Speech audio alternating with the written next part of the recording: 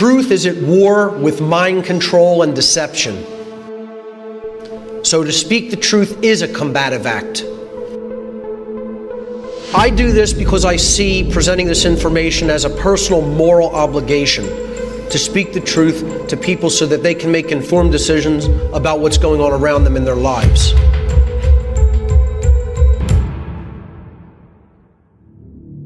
Satanism and the dark occult. This is something that I have direct personal experiential knowledge of, not something that I learned in books. Truth has always been here for us to perceive. The ego is in the way of that perception, however. Beware of what I call, and have called in my work, emotional mind control. Emotional mind control means that you're going to gauge information based upon how it makes you feel, as opposed to looking at the actual data and trying to determine whether it is actually true or not. Okay? So, two things that I ask everyone always to do when I present is set aside your personal perceptions of me as the presenter. I'm not the important one here. Okay? The information is what is important. So if you don't get distracted by the sound of my voice, my tone, how I dress, what I look like, all these things are trivial. Okay? Pay attention to the information. And be consciously aware that if you reject information just based upon how it makes you feel, that is a logical fallacy. You cannot gauge the veracity or the truthfulness of information upon a visceral emotional reaction that you may have to it in the moment. So I tell people, ignore this information that I'm about to present here today due to your own ego bullshit at your own peril. The other thing I want to say to people whose ego might be a little bit, run away is, and I hear this all the time when I start to talk to people about the occult.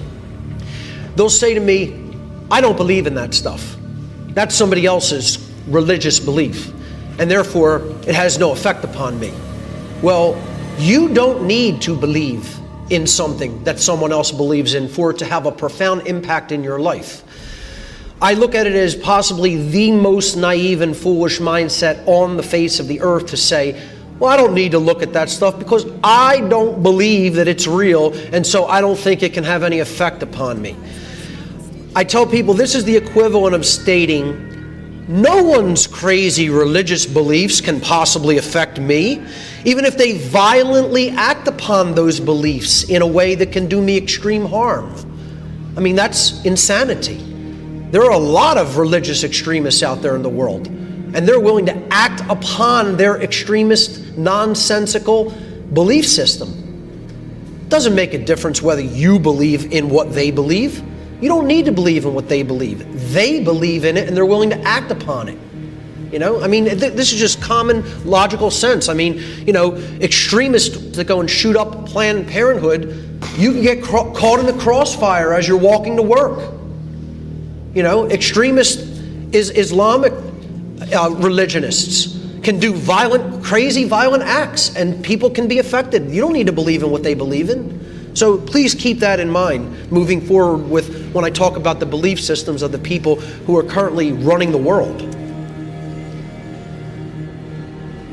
The other question I ask people when I talk about the occult is, who are you willing to listen to? Are you willing to listen to somebody who just read about it in book knowledge? They took it secondhand. Or are you willing to listen to people like myself and Jay Parker who were directly involved? We came from the other side. We came from the other team. I was a priest within the religion of Satanism for years. The word occult is derived from the Latin adjective occultus. Occultus means hidden from sight. A lot of people think occult means evil. It does not. It never has meant evil. It only means hidden. Okay, the Latin adjective occultus, meaning hidden, comes from the Latin verb occultare, which means to hide or to conceal or to keep secret. These terms are both derived in turn from the Latin noun oculus, meaning eye. So occultism is related to vision. It is related to what we are capable of seeing, capable of perceiving or not perceiving. C.W. Leadbeater, an occultist from the 20th century, said, "How shall we define occultism? The word is derived from the Latin occultus, meaning hidden, so that it is the study of the hidden laws of nature. Since all the great laws of nature are in fact working in the invisible world, far more than in the visible, occultism involves the acceptance of a much wider view of nature than that which is ordinarily taken. The occultist then is the man who studies all of the laws of nature that he can reach or of which he can hear.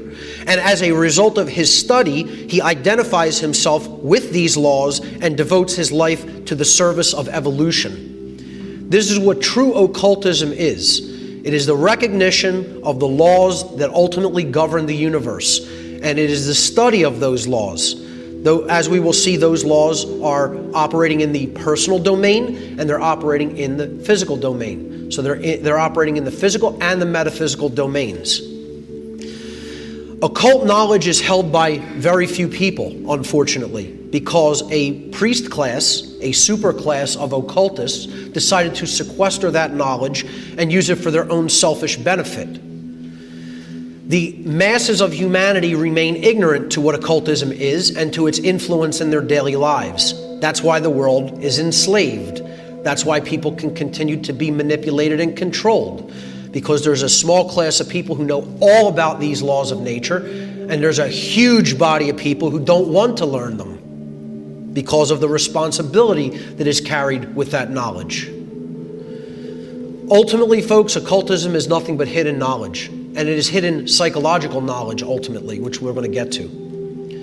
What knowledge does occultism hide? Well, what is this hidden knowledge that we're talking about? Occultism is a body of science which is not widely known to the general population, consisting of hidden knowledge about the workings of the human psyche and the laws of nature. In other words, both the seen laws, which are the physical laws, and the unseen laws, which are spiritual laws. The minor arcana of occult knowledge, meaning the lesser knowledge or the microcosmic knowledge, the knowledge of the inner world, consists of knowledge of the human self, the human psyche, and how it operates, how it can be manipulated, what its motivations are, okay? There's a body of knowledge that deals with the greater laws of the universe, the major arcana, the macroscopic laws, the knowledge of the heavenly bodies, all of the forces of nature, and natural law. Natural law is what I call cosmic moral law, universal moral law. The major arcana also consists of the physical laws of science, which in many cases are occulted, because the people who are in control don't want us to even understand how the physical world really works, let alone the metaphysical, spiritual laws. So this is the knowledge that ultimately occultism is comprised of. And I always ask people when I explain these two bodies of knowledge, what knowledge of any true importance is not contained in those two bodies of knowledge? And if you kept those two bodies of knowledge secret from other people and you sequestered it, how much of a number do you think you could do on people who just remain completely ignorant of that information? You think you can completely control them? Well, I don't think that that's been done. I know it's been done. Another thing people will argue and debate is that no one should be looking into the occult at all. Oh, don't look into that stuff, it's bad. Well, we already dismissed that myth that this is just something that's bad. It just means hidden. What happens with it is determined upon what kind of consciousness the individual or groups of people are doing with that knowledge. How do we use it? You know, that's the main question that needs to be asked. How is this knowledge being used? It's not that we shouldn't look into it or understand it. It's a neutral tool, as is all knowledge.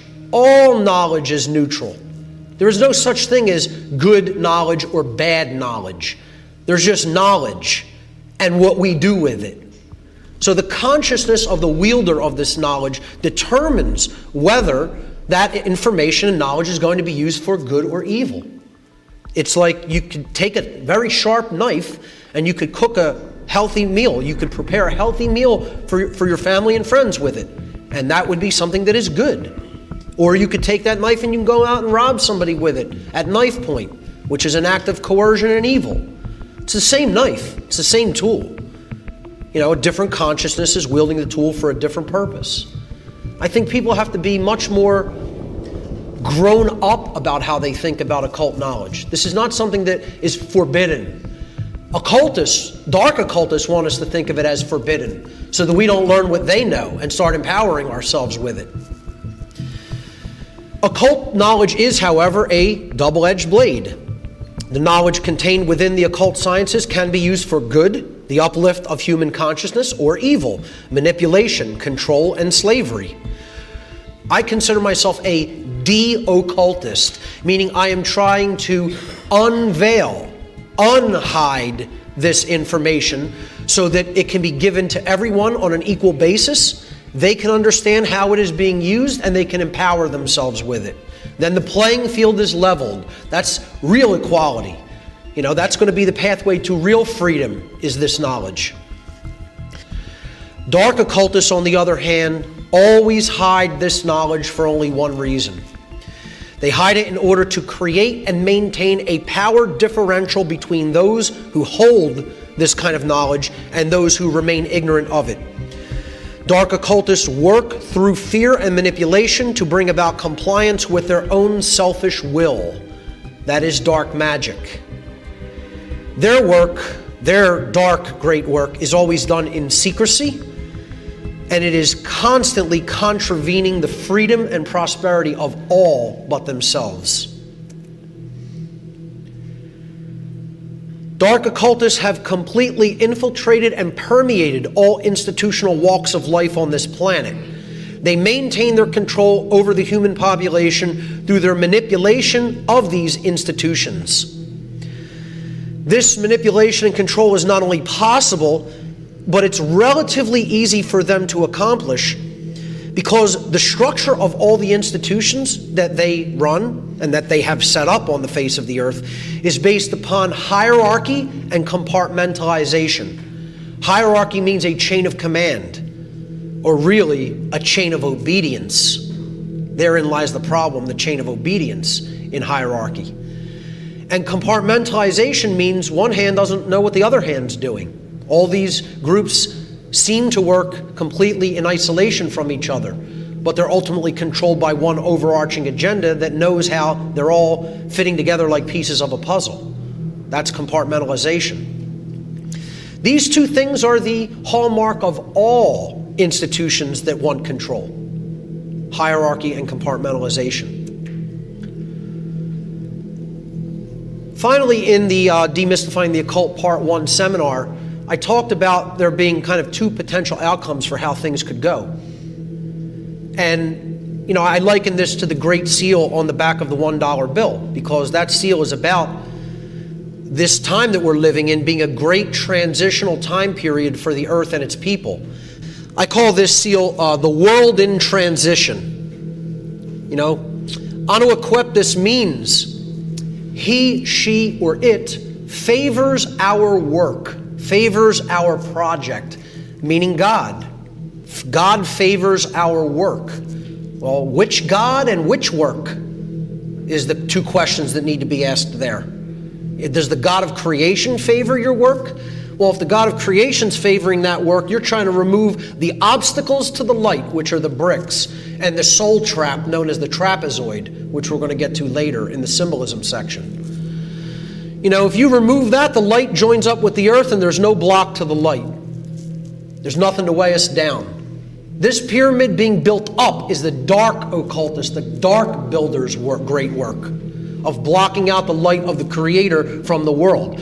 The true great work of light occultists is the distribution of occult knowledge freely to humanity, thereby ending the slavery of humanity by eliminating the widespread ignorance which dark occultists exploit to gain and maintain their control. On the other hand, if the dark occultists complete their dark New World Order, you have a world based in darkness and slavery, a world without light, without the light of the divine. The great work of dark occultism is to keep humanity in a state of general unconsciousness and slavery, and to tighten that control until they obtain a threefold objective. They wish to be invincible, invisible, and immortal. That is the goal of the dark occultists. They want total control. They want nobody to be able to see their total control or who they are. And they want to live forever in the physical world. In other words, they want to maintain and tighten that control to the extent that they literally become God on earth. That is what dark occultism is all about.